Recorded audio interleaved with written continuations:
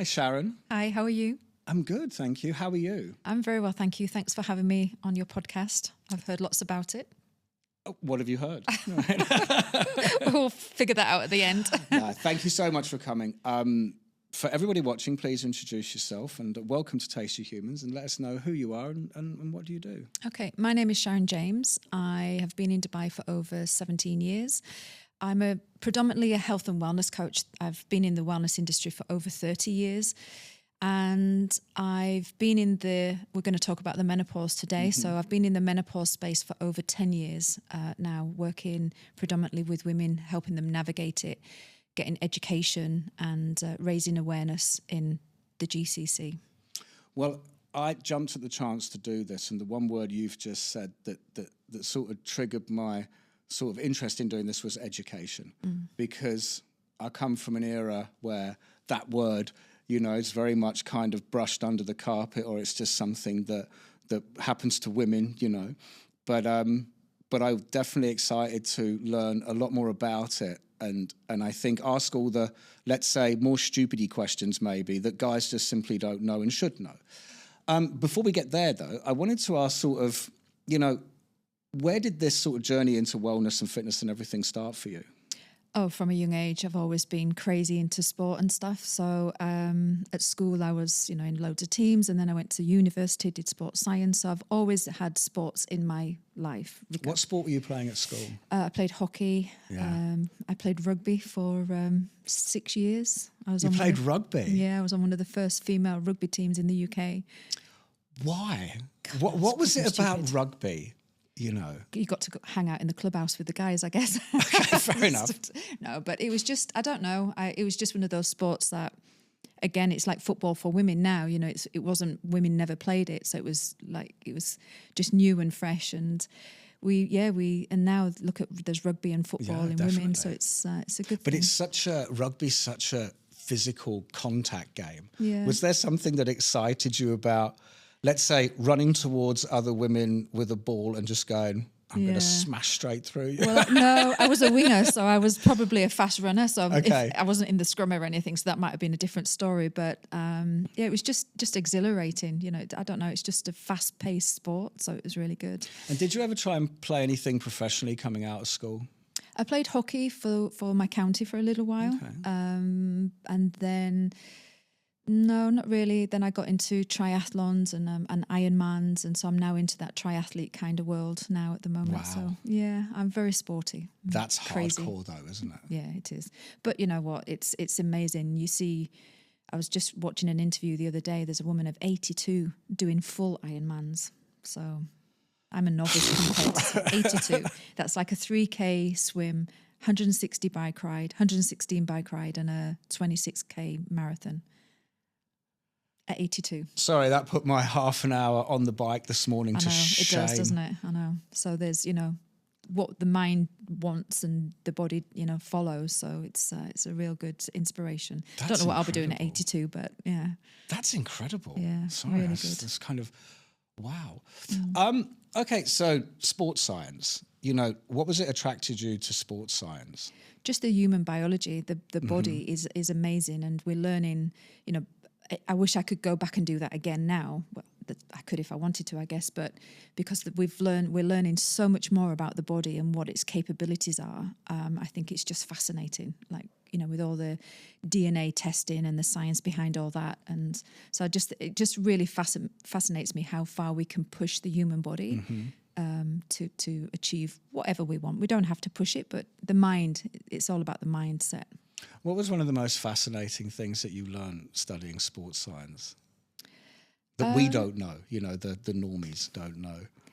Oh, a combination of everything, really. Just how, you know, we now know the body is all connected, the brain all the way through to the toes. Everything is connection and everything has its place. And if one thing is out of place, the whole, you know, the whole body can be disjointed.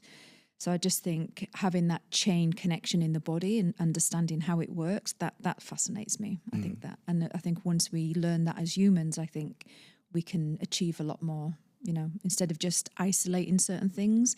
If you've got gut health, it's generally connected to your brain and so on. So it's, there's a lot of good research coming out. Well, don't they say that the gut is the second brain? Yeah. You know, Yeah.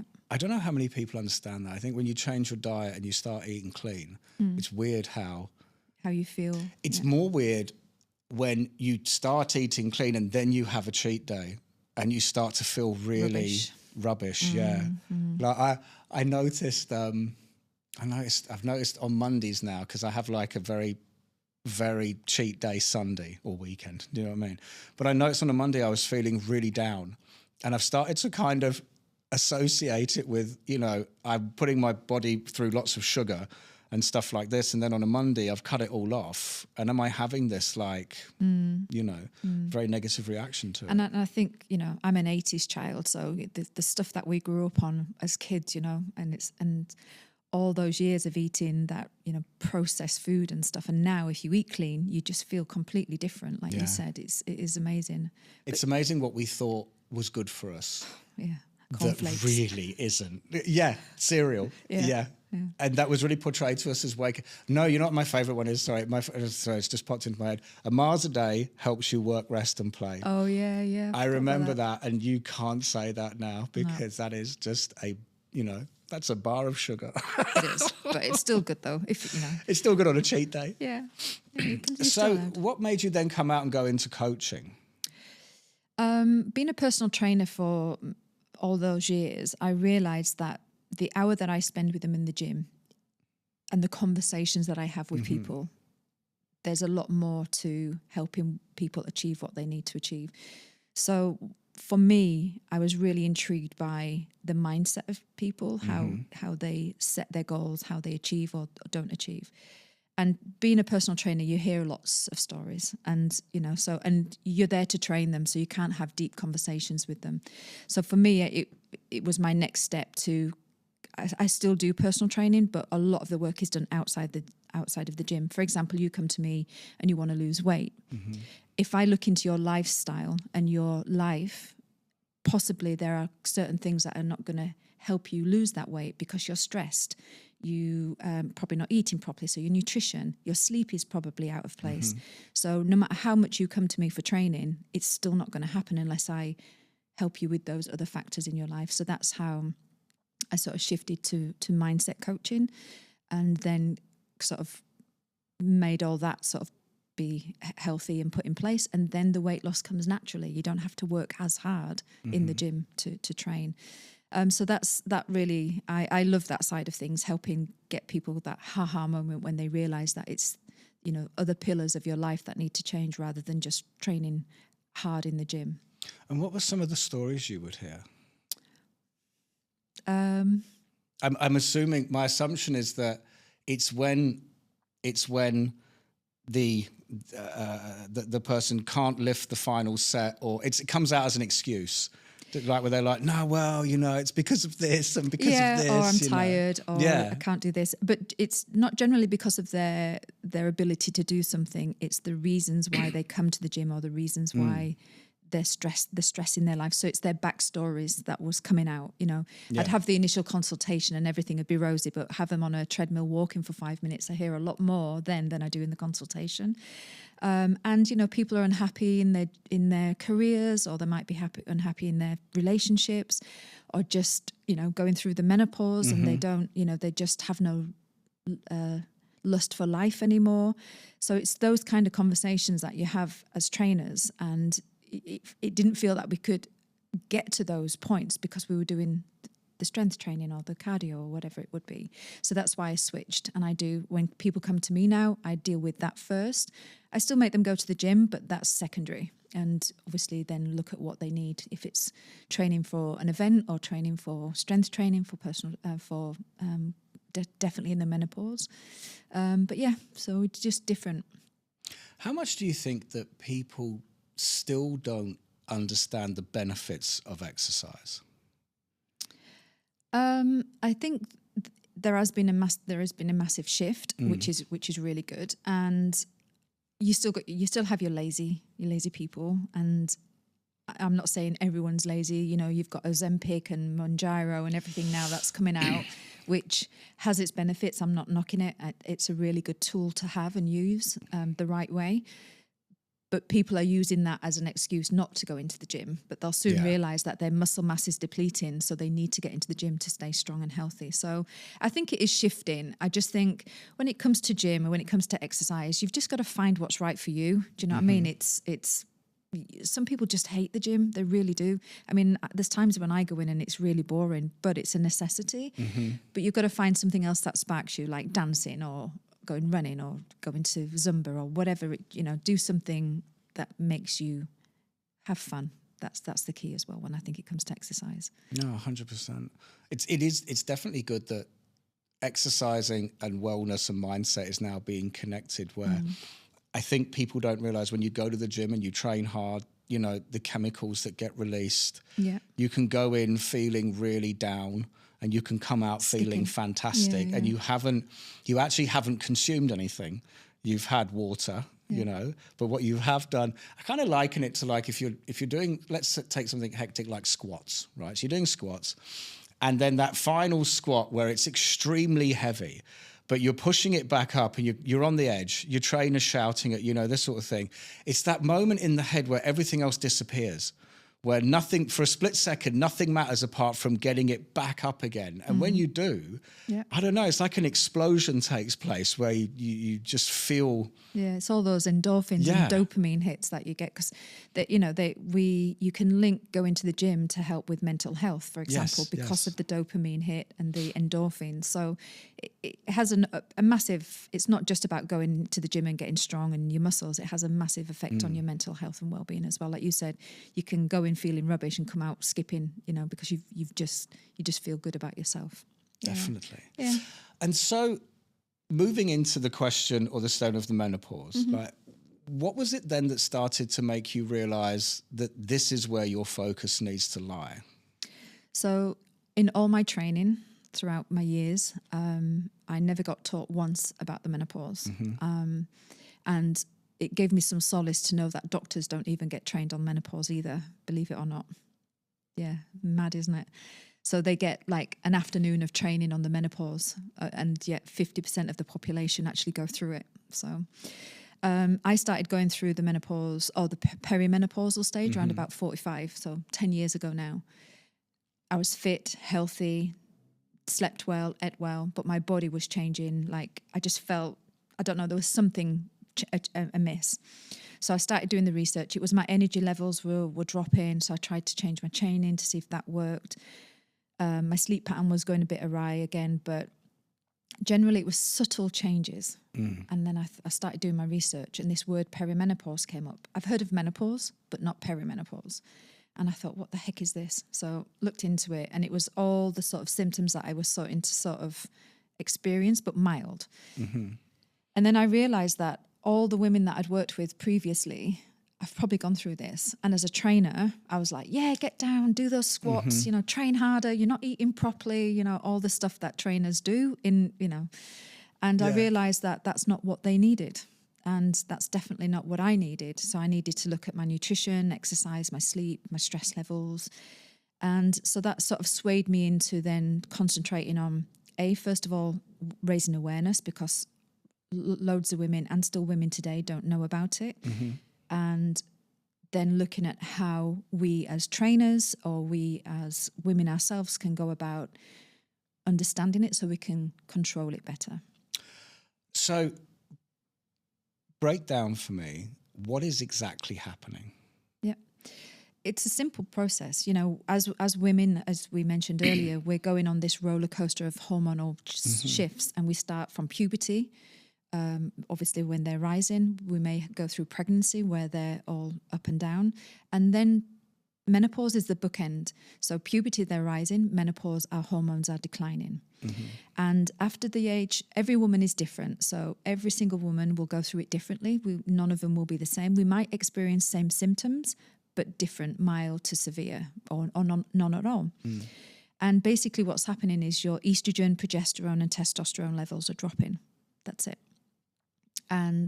But what it does have, those three hormones have a massive impact on other hormones in the body. So we talk about them just being our sex hormones, but it actually has an impact on our weight gain, for example, which has an impact on our leptin and our ghrelin hormones and other hormones that we have in the body, our thyroid and stuff. So it's a biological process. Every woman will go through it, whether it's natural or surgical. So some women may get thrown into it if they go into chemotherapy for cancer, for example, or they have a hysterectomy. They get directly thrown into the post-menopause, which I'll talk about in a second. So the first indication is your perimenopausal stage, where women's periods will start to fluctuate. They might come lighter, heavier, not at all. So we absolutely don't know. You know, we were talking earlier where you said, you know, you might understand where women's cycles are and whether she's on her period at this time of month or this time of month. We don't even know when we're in this cycle because it could come or not at all. That's the first indication, and that can start happening usually around your 40s, but it can happen in your 30s as well, depending. There are different types. And then some symptoms might start to raise their head, like hot flushes, a little bit of anxiety. Like, for example, you know, partners might be really strong, not have a lot of anxiety or stress, and all of a sudden the least little thing would make them feel anxious, like driving. Like we've been driving most of our lives, but getting in a car and driving, we're actually shaking or feel really anxious about doing the same drive we've done day in and day out. And it's, you know, it's because of the lack of progesterone and estrogen we have in a body that keeps those chemicals balanced. And what does progesterone? Progesterone. What is that? Never heard that word before. It's so when women start to have their period, our lining of our womb starts to grow, and progesterone helps that grow so that if we do get pregnant, the egg can go into the lining and be stable and fix that. That's the home of it. And progesterone helps to keep that lining of the womb thick and thin as we go through the menopause, and it comes in at different parts of the cycle. But that starts to decline with estrogen. And testosterone is something that we don't talk about either. It's always been a men's hormone, you know. Yeah. But women didn't even know you had it. We do. But only we have quite a lot of it at the beginning of our menstrual cycle, and then it you know, it ebbs and flows again. But it's a really important part of the treatment that women can get now. And so this perimenopausal stage, do you know how long it can last for? No, you know, the thing is that I don't know anything about this. And again, like I said at the beginning, it baffles me. Now I'm actually sitting here having a conversation, and obviously we're recording a podcast, so we're both like a little bit on edge, you know, whereas, you know, what are we talking about, everything like this. But the thing is that, you know, the first question that springs to my mind is that how much would change in this topic if from when the female menstrual cycle starts in puberty, if there was so much more awareness and education for both sexes about what's happening here? Because as I said to you, and I'm more than happy to say, I mean, I was married, I'm now divorced, I didn't have children, so I haven't gone through that. Now, maybe men get educated a lot on what's happening when they go through having a child, but then I still think that men will never understand what it feels like. Because it will never happen to us, you know. And I think, you know, some women don't know. We don't even know how it's going to affect us because we don't know what we don't know. It's because until we get there. However, that said, there are lots. Let's just go back a second, right? The reason why we don't know is because we were never in any studies. Up until 2010, believe it or not, women were not in any studies to do with hormonal profiling because we're deemed to have irregularity because of our period cycle. We change from day to day, hour to hour. So we were never in any studies.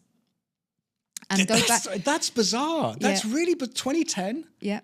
That's really bizarre. And going back into the 1900s, for example, women didn't live until they were 50. You know, 1700s, 1800s, we you know, not, and if you did live after the age of 50, you were put in an institute because it was classed as the crazy disease.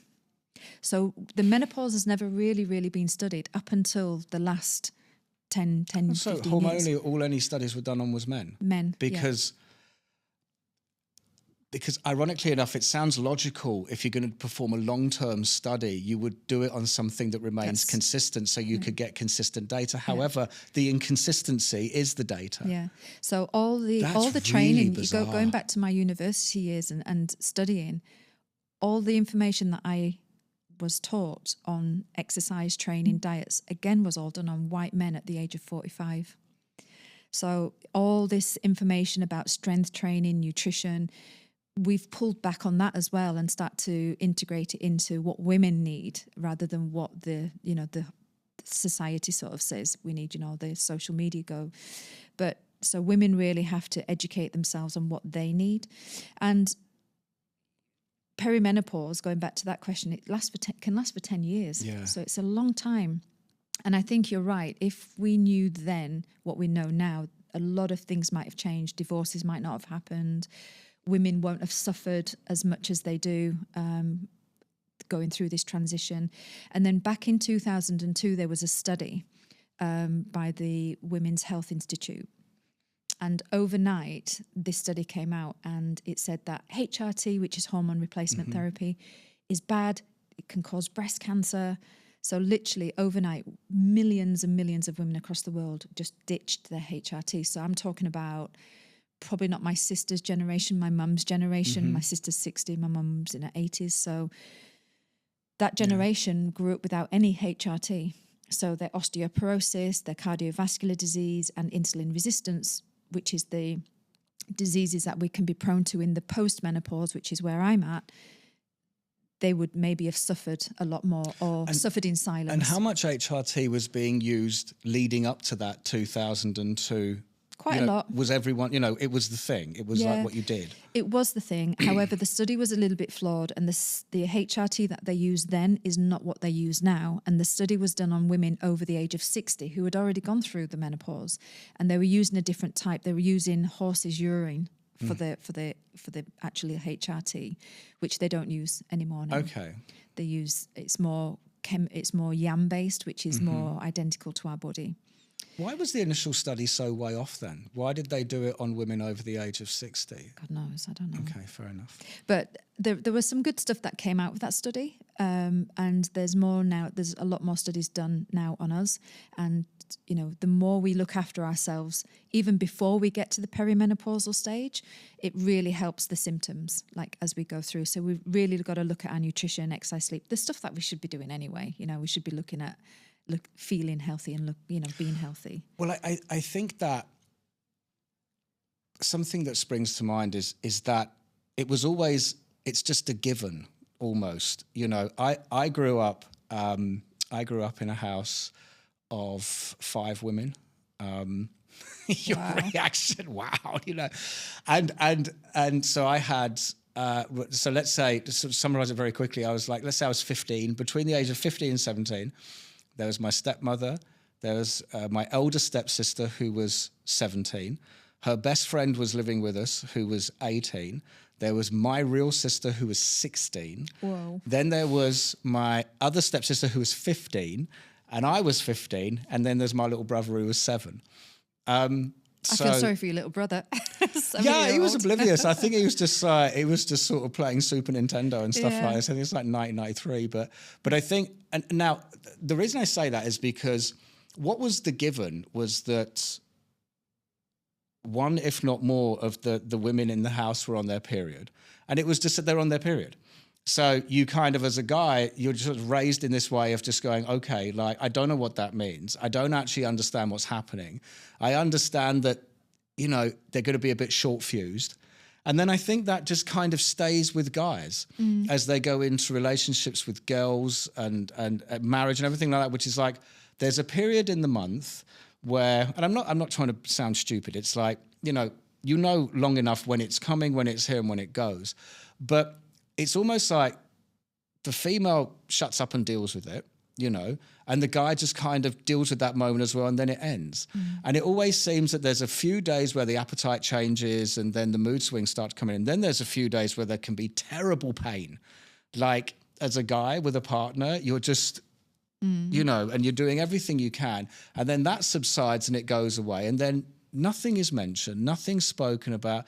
never conversations about how, you know, is there a thing, can we do? And then it just comes back around again. And I do think, and again, I will come back to this, I do think that in a relationship, if it was raised, it just baffles me that there was no real studies, like say, till 2010. No, and we never got taught in school either. You know, I can't ever remember having conversations about period cycles or, you know, anything to do with that for male or for boys or girls. It just wasn't, just never spoke about it. And I think, again, I said when we just spoke before we started recording, the fact that you can trace human beings back, you know, whatever it is now, I don't know, 250,000 years or maybe even more. There isn't a human being on the planet today that isn't here because of a pregnancy, you know, period. And the thing is that we've always done this. So maybe right back then and through the ages and the centuries and everything, like, and again, it's just a given. It just baffles me. There's been so many studies done on mindset, hormones, psychology. This has been around for decades and decades, but this particular topic has just kind of been brushed under the carpet. Utterly bizarre. Yeah. So tell me about when you move out of perimenopause into, I don't want to use a loose term, but full-blown, the actual menopause. Well, what changes there? To be honest, perimenopause is the full-blown. That's where all the symptoms okay. start to sort of raise their head, and because your body's going into this hormonal shift, it's up and down, so you never quite know where you're at. So once you've gone through this perimenopausal stage, you'll come to a point where your periods will stop completely, and you just need to keep an eye on when they stop, and you need to go through a whole 12 months without a period. And then it's just one day. So literally on that last day of the 12th month is when you are in menopause, and then you flip over. The next day you're in post-menopause, and you're in post-menopause for the rest of your life, and that's it. And so what happens during that 12-month period if you were to have another? You go 6 months and then it starts again. Yeah, usually it's 12 months. You obviously need to go and get it checked out just to make sure that everything's fine, but generally it's a 12-month cycle, and you know, you can have a couple of months without a period and then they'll come again. So it's generally they say 12 months without any period whatsoever. And is there a massive change psychologically from perimenopause to the menopause, that 12-month period? Is that something that people should really like watch out for? Yeah, like that last 12 months is the toughest, or no? The perimenopause, I can only speak for myself and for the women that I've worked with. The perimenopause is that I think it's that transitional phase, and it's almost like the body's trying to rewire itself because of this lack of, you know, fluctuation of hormones and then the decline. And everything starts from the brain anyway. All the hormones, it starts in your hypothalamus, and so the brain is trying to rewire because it's all of a sudden it's had these lovely nurturing hormones and now they're gone. And it's like, well, what you're trying to do now? So it's almost trying to rewire itself, recalibrate, and then it sort of calms down a little bit. You can still get, you know, mood swings and hot flushes and stuff like that. Again, every woman is different, and it depends whether they're using HRT at this point or holistic therapies. And then once you sort of go into that menopause, post-menopause phase, everything just seems to calm down a little bit. And I tend to find what happens is usually food or something you're doing wrong will, like sugar, for example, can really bring on hot flushes and sweats. The types of food can bring that on as well. And the brain fog in perimenopause, it's crazy. I could be, you could have told me your name now and I could be calling you a different name. You just can't remember. It's a real thing. That sort of comes and goes, and then it sort of peters out. And a lot of women in this phase, they want to leave their jobs. It's, you know, it can be that serious where they don't feel they're adequate enough to do their jobs. They don't feel like they can, you know, be part of a team anymore. They can't remember what they're doing. And a lot of women leave their job. 2 in 10 women leave their jobs in this phase because they don't know how to manage, and they don't have the support in the workplace as well. Well, I wanted to ask, with a lot of the women that you deal with that are going through this, how aware are they that this is what is happening, and how is it affecting their personal and working lives? Yeah, it's a good question. Because a lot of the symptoms like anxiety, stress, mood swings, they're either related to, like you said, it could be part of their menstrual cycle, or it could be their day-to-day life stresses. Like, they've got a high stressful job, they've got young kids, family, could be in a relationship they're not quite happy with, or in a relationship that's quite demanding. And all these symptoms just amalgamate into one. So they don't actually connect the dots that they're going through the menopause or the perimenopausal stage. So that's the first thing. It's identifying where you are and what age. Usually, if you're in your 40s, you're in that perimenopausal stage. So you don't really need anybody to tell you that. That's you're just heading into it. And I think really understanding who you are as a woman to be able to navigate that journey is really important, because you know that you're not the moody person that you would normally be. And your partner normally knows that as well. She's not normally this moody or anxious about something. So it's having that conversation. And I think, that's the main thing, where relationships have to have that conversation, because that household that you were in, for example, you've got all those hormonal shifts going on, and put, a menopausal woman in there and a man in his 40s, a male starts to lose his testosterone, and they can go through some similar kind of shifts. And then you've got all this explosion of hormones in the house, and it just creates chaos.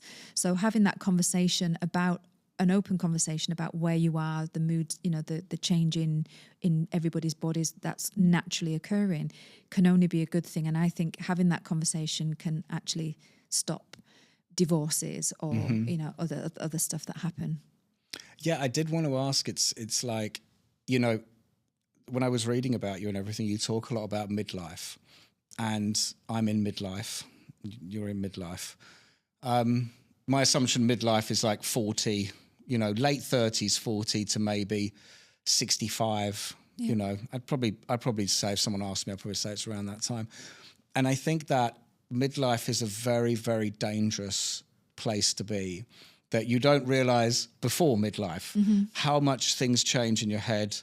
And again, if a woman's biology is changing and a man's is changing as well, but they're not communicating, they're not aware of it. Communication is one thing. It's like, but the thing is, we can sit here and say, you should communicate, you should talk, but also in midlife, there's a lot going on. There's career changing, there's kids that are growing up, there's so much, there's a lot of financial pressure, there's physical pressure, there's all different types of devil thoughts going on, like, what am I doing? Am I happy? And everything like that. It's like, what steps do you think should be introduced immediately for people to be very, very aware that, like, the minute you feel a bit off, it could be this, and both parties should say, is it that? Do you know what I mean? I mean, I think that communication is key, but education on both parties, I think, is really important. So I think we always get this question at the GCC summit. We had men on stage talking about what it's like for them to be a partner of somebody going through the menopause, but also for them in their stages of life, like you've just said, it could be, there's a lot of stresses on men at this stage of life as 100%. Well. So having that conversation and that communication between the two is really relevant, because look, you could be just having a crappy day, right? It doesn't mean that it's the menopause. It could be just, I'm having a crappy day. Yeah. But that could be exacerbated because of the menopause. I don't have that estrogen or progesterone to help me navigate it as well as I could do, for example. And I think when I've worked with men as well, I educate them on what the menopause is. I educate them on them. They might be going through what they have coined andropause now, with your testosterone levels declining. And just really to understand that women will go through this. Like you said, you can't appreciate what we're going through because you'll never go through it yourself to a certain point. But having when I come in in a day and I'm not feeling that great, or you could see by my face I'm not that happy, don't fuel it. Just walk away. Ask if you need any help, or just go and do something without being asked to do. There are just simple things that you could do, in the household to be able to help, rather than, you can't fix us, and we don't need fixing. Which is a man's, but a man's thing is, I'm so guilty of this, which is my partner will come to me with a problem and I just want to fix it. Yeah. So I just override, do this, and she's, no, can you just listen? I think she said to me yesterday. Do you know what I mean? It'd be nice if you could be a bit more understanding. Yeah, just listen. But men are problem solvers. You know what I mean? And and I think this is like the fine. This is where I think on the male side of it, you know, it's extremely delicate. You know what I mean? The wording is delicate, but it's also where it's like men are on the receiving end. And a good man will do, like you've said, everything that he can to not fuel it, you know. What are the things that I'd say women can do or be aware of so as to help the male with it as well? Yeah, I agree. You know? It takes two. And I think for the woman, it's more about understanding them, getting to understand what their triggers are, but saying that, sometimes we don't know what our triggers are. Sometimes we could have had an amazing day, sat on the sofa, you walk through the door and we want to kill you. That's as quickly as it comes on. You know what? Any man watching this is going to go, is probably going to look at their partner and go... And as women, we know that. We feel it. It literally rises up. And, you know, so for us, it's almost like taking a breath, walking away from a situation, understanding what the situation is with us, and then being able to navigate it and assess it that way, I think. And just understanding what your triggers are and just coming away from a situation. I think that's the key. So roughly how long is the entire cycle? Pre to post? It starts till it's over, like... So your perimenopause is anywhere between 4 and 10 years, okay? Then you've got a year of a period, and post-menopause is the rest of your life. You're never out of it. But is post-menopause, is it still the same sort of, is it a negative thing? Is it emotional? Or are you like... Do you know what? I think... Leveled out almost. I think women, and this is my perspective, I think women need to change their mindset about menopause. It can be controlled. There are so much more we can do now. We don't have to suffer, and a lot of women have suffered in silence. A, because of the stigma around it. B, because we're in denial, because we've always associated menopause with age, and it's not. I'm 55. I'm probably fitter, healthier, stronger, know what I want at 55 now than I was in my 45s. So I think women need to change their mindset about it and get help as soon as they possibly can if they're really seeing the symptoms and it's flooring them. Go chat to somebody like myself or a GP and see what your options are. There is no stigma on getting on HRT as soon as possible. In fact, sooner the better. There is a lot more studies now to show that it's longevity. It's helping us live longer. There are obviously caveats to that. If they've got breast cancer and cancers in the families, then obviously get that checked out. But so for women, mindset shift, take control of it, and you can be strong, healthy, fitter, and more in control of your life than you ever were. And there's no reason not to be nowadays. I wanted to ask, why has it become, or why? Because again, I'm not naive, I get it. Why is it such a stigma for women to get old? I think it's not just women. I think it's men as well these days. I think we just want to be, we just want to live. I think it's not about the years that you live. It's the healthy years that you live. Yeah. So we can all live to 80, 90, but I don't want to be being pushed around in a wheelchair and being spoon-fed. So it's how much. There's a really powerful video where there's a guy in a Zimmer frame, an older guy, and then there's a guy same age on a push bike. Do you know what I mean? So it's, what do you want to do with your life? I had this conversation, not on the podcast, I had this conversation with somebody that owns a clean vegan chain of restaurants. And we were having this, and I was saying to him, the thing now is we're all going to die. We know this, you know what I mean? If there's one thing we're all guaranteed of, we're all going to die, you know? And the question is not fearing, I don't fear dying, you know? I genuinely don't. But I fear how I die. Do you know what I mean? Now, of course, if you contract a terrible disease, there's not much you can do about that. That's very, very unfortunate and everything else. But you don't want to go out 10, 15 years of muscle fatigue. And it's all because you didn't eat properly, you didn't train, you didn't pay any attention, you didn't do this your entire life. You know, my dad had passed away in 2019. And he didn't do himself any favors. Yeah. And it there was was a generation thing as well, though, it's wasn't a generational thing, but it's never, there was no gym lifestyle culture for him. Yeah. And, you know, he didn't pay any attention to his dodgy hip that got way more dodgy and caused a massive, massive problem. And there was a slow decline into death. That bothers me more than dying. And I think that this is something in midlife, because in early life, you know, you're just eating, drinking, and doing whatever everything. you want. And you're like, I say to people, it's quite funny when you can go out, when you're 20, you can go out on a Saturday and you can drink more than anybody ever should. Monday morning, you're back at work. You're all good. Yeah, wait till you're like mid-30s and definitely after 40. That's 3 weeks. Yeah, and it's so not worth it. It's and another thing as well. I mean, I've obviously spoke about lifestyle with women, and one of the things is giving up alcohol, because alcohol is a massive catalyst for symptoms, and it doesn't help you sleep, and it definitely, with hot flushes and stuff. Taking that wine away from women is well, do you know, the thing is that I'm a big hospitality guy. I did 30 years in hospitality. Okay. Alcohol is dead. It's over. It is changing, isn't it? Yeah. I don't, the funny thing is I don't know how many people have realised this yet, but what is it? 35-40% of Gen Zs don't drink. No, I know. Yeah. There are now devices like Whoop, and there's another one, and Whoop is not sponsoring this, you know what I mean? I love Whoop. You know, but Whoop is there's another one coming out that's going to be able to give you your biological age. So you'll be doing everything you're doing, and then it's going to go, oh, you're not 49, you're 40. And I'm going to go, oh, fantastic. Or otherwise, I'm going to say I'm 59, and then I'm going to cry. But you can go and have drinks and everything, and then it will tell you the next day, you've actually, you know, you've taken 4 days off your life. Now, when that takes hold, also with the fact, as you know, everyone films everything these days. Now, in the 90s, I'm very happy we didn't have camera phones, you know.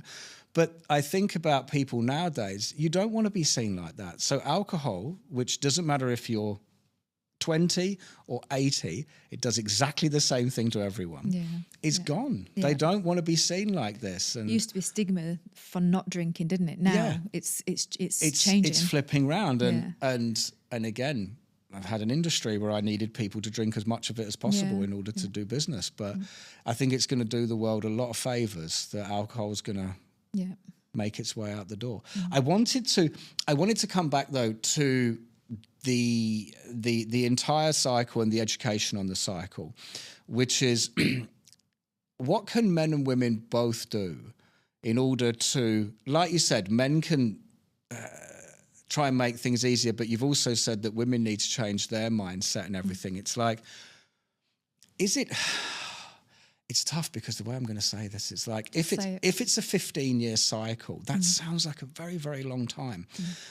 And in the same way that women may turn around and go to their partner, well, I'm suffering, so you have to suffer, which is the way things do actually unfold sometimes, which is, you know, and then kind of people go, well, no, like, you can't put it like that. Do you know what I mean? But over a 15-year cycle, how do you think society could change to approach it? To say, right, okay, from 40 to 55, this is going to happen. And I don't know how to for the first time, I don't even know kind of what I'm saying. It's more like, how can a couple go into this together, work on it together, knowing that both sides need to do a lot in this phase, not to put the other one under real pressure? Where do you think that starting point is? Is it back at puberty? Yeah, you know, if you think of it this way, right? So a woman gets pregnant, she'll have 9 months of pregnancy and her hormonal shifts. Nobody ever questions her moods when she's pregnant. That it's a natural, or she's pregnant. And menopause is just the same. It's a hormonal shift. It's natural biological shift in a woman's body that we cannot stop. It will happen.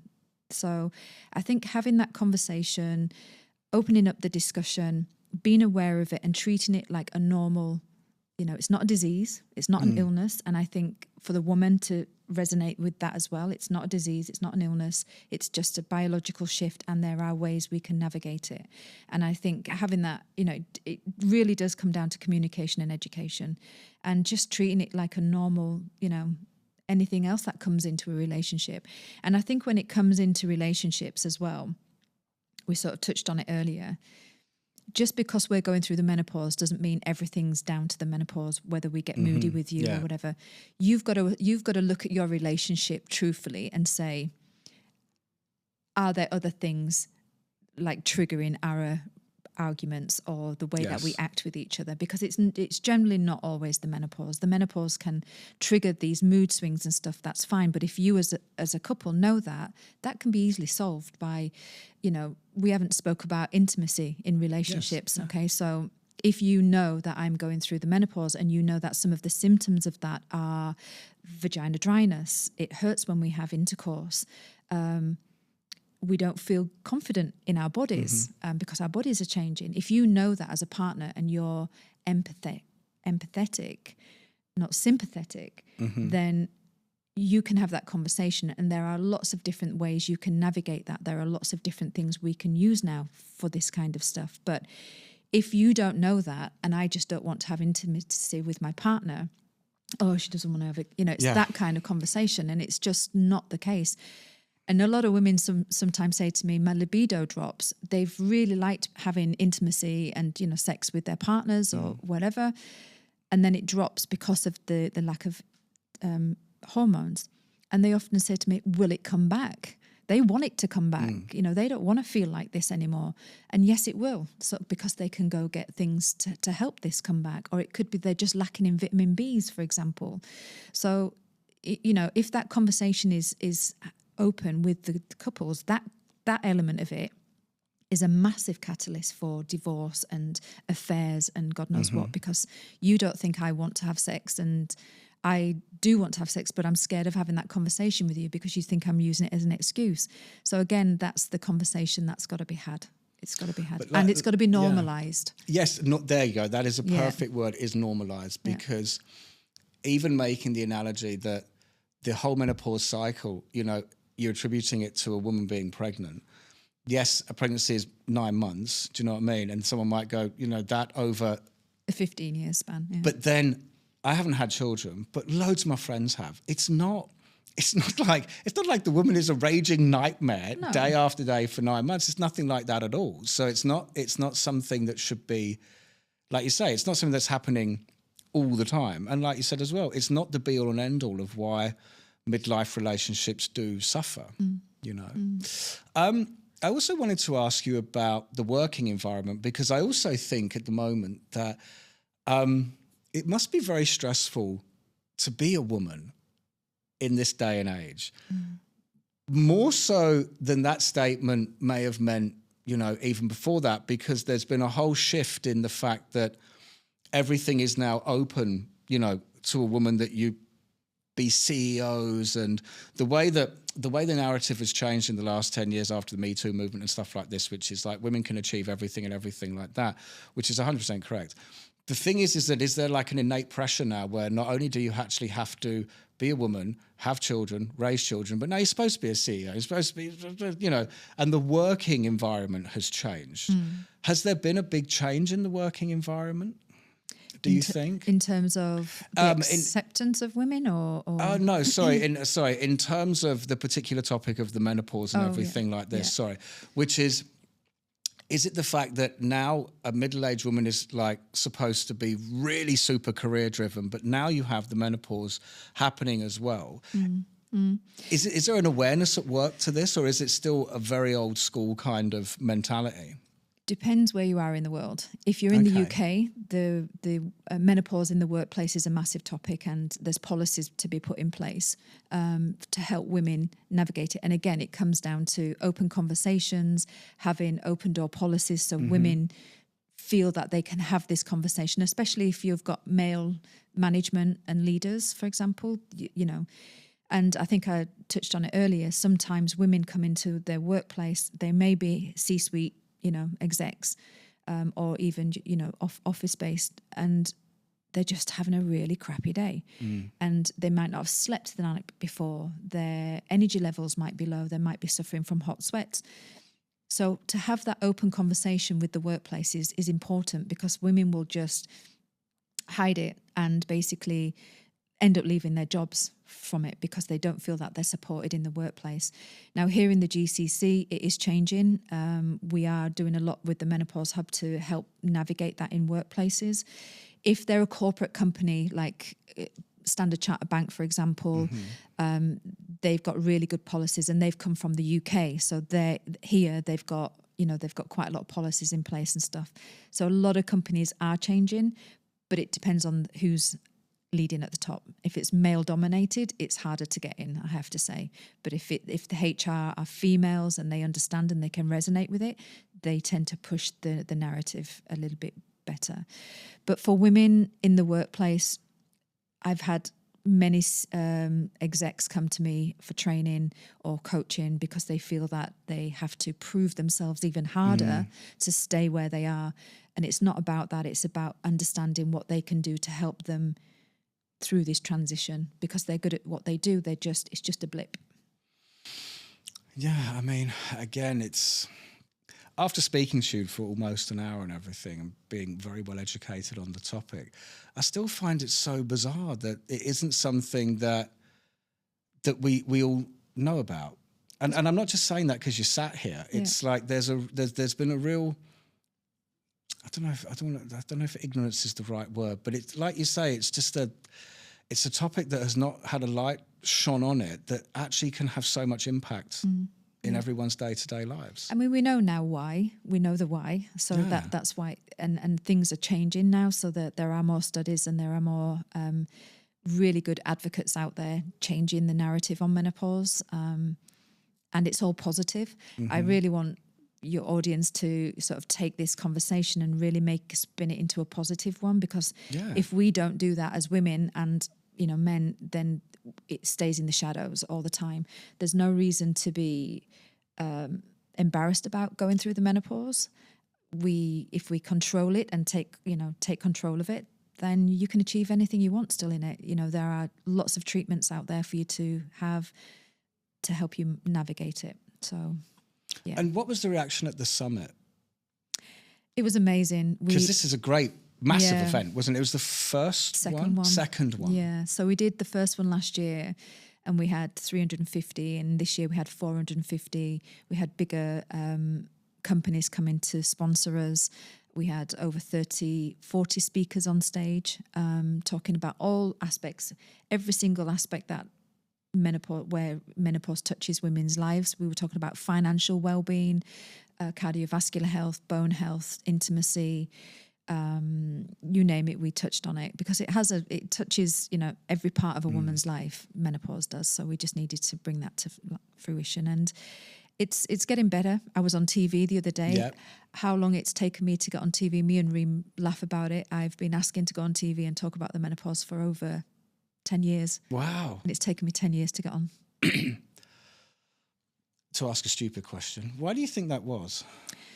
Just about having that conversation on television, because it's in the GCC was just women's health doesn't get the attention it should. I think in not just in the GCC, but it is changing. But I just think when it comes to women's health, especially the intimacy parts of women's health, it's just not spoken about. I couldn't say the word vagina. I couldn't say the word breast or boobs or whatever. I was told what I couldn't say. It's a government-backed channel, so fair enough. Yeah. But it's a step in the right direction. We're making that shift. So you never know. But it just comes down to education and normalizing this thing. Well, normalizing is the right word. Yeah, it is. Because I think as you get older in life, the amount of stuff that just becomes normal. Yeah. And when women have gone through and they're in the post-menopausal stage, and even that year without no periods, it's really empowering, because you get rid of stuff in your life that you don't have that nurturing progesterone anymore that keeps you calm, and unless you're replacing it, of course, and your body sort of settles into this new shift. And it's quite empowering, because you've got rid of stuff. I'm not just saying your husbands, but you've got rid of stuff just rid of stuff in your life that doesn't serve you anymore. And you see things clearer. When you talk to your elders and they've got no filter, Yeah. That's what we become. We become that person with no filter, but we tend to control it a little bit more. And you clearer on what you want out of life, and maybe your children have now grown up and gone to university, so you've got more time to spend on yourself and nurture your own goals in life or whatever you're looking for. So there's a real positive spin on it, but I think it's going to take a while for women to sort of get into that mindset of appreciating what the menopause actually does for us as well. Well, look, this has been a fascinating conversation. I'm really, really glad we did it. Again, I think the thing that comes out for me, and I'm going to keep coming back to, is just how in the shadows it's all been of something that could have such a detrimental effect. But I really wanted to thank you for coming along. As I say to all Tasty Humans guests, if there's one thing you want to say about the topic, I suppose that usually people are talking about themselves, but you're mostly talking about this situation. But if there's anybody out there that needs to hear one thing on this right now, what do you think that thing should be? Yep, it's to the women really, is to understand that you're not alone. A lot of women feel that they're alone when they go through this transition. There are things that people and things that can help them. So to reach out, have conversations with partners or girlfriends, and just to realize that it's not a journey that you need to do alone. It's empowering once you get, you can get onto HRT or holistic therapists to help you, and you don't need to suffer. Our parents and our sisters have done the suffering for us. The education is there for us to now use and utilize and take control of it. We've worked hard enough. This is how I put it. I've worked damn hard to be fit, healthy, strong, and I'm not going to let menopause take that away from me. And I think that's the key. Fantastic. Very well put. Yeah. Well, Sharon, thank you so much for coming on, and I wish you all the best and success with this in the future. Thank you very much for having me, Sam. Thank you. No problem.